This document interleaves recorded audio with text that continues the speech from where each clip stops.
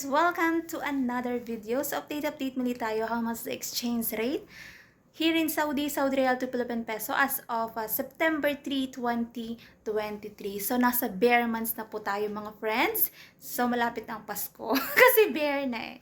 So hindi ako nakapag-update sa inyo kahapon mga friends kasi nga sobra talaga akong busy. So hindi ako nagka-time para makapag-video at makapag-share sa inyo kung magkano yung exchange rate. So, magkano nga bang exchange rate natin? So, para sa mga kababayan ko na naririto sa bansang Saudi, na nais malaman kung magkano yung exchange rate at nais magpadala ng pera sa Pilipinas, syempre mga friends, through STC pa rin po ito at magkakaiba po ang palitan ng bawat bangko, pero konti lang po ang difference nun. At least magkakaroon kayo ng idea kung magkano ang palitan ngayong araw na ito. And syempre, mataas pa rin po ang exchange rate and batid naman natin, pag mataas ang exchange rate, bagsak ang peso, meaning mataas ang bilihin sa Pilipinas. Pero batid din naman natin na hindi ibig sabihin na pag bumaba ang exchange rate, ay automatic na bababa ang mga bilihin sa Pilipinas. So, hindi ganun yung kadali mga friends. Hindi yun automatic. So, nais natin, pag nagpapadala tayo ng pera sa Pilipinas, nais natin na mataas yung exchange rate kasi malaking tulong yun para sa mga pamilya natin doon. So, magkano nga bang palitan ngayong araw na to as of September 3, 2023?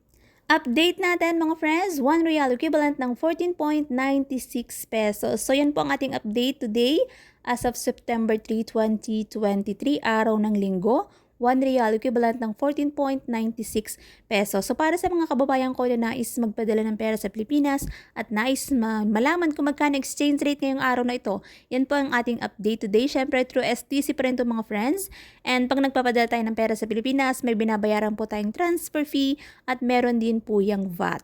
So yan po ang ating update today and lagi pa rin po natin tandaan na matuto tayong mag-ipon, magtipid at matuto rin tayong mag-invest para sa ating future. Kasi nga hindi habang buhay ay naririto tayo sa ibang bansa dahil mahirap magtrabaho dito, mahirap pa na malayo tayo sa ating mga pamilya. Pero syempre, nagtitiis tayo at nagtsatsaga para din naman yun sa kanila at para din sa ating kinabukasan. Kaya matuto tayong mag-ipon.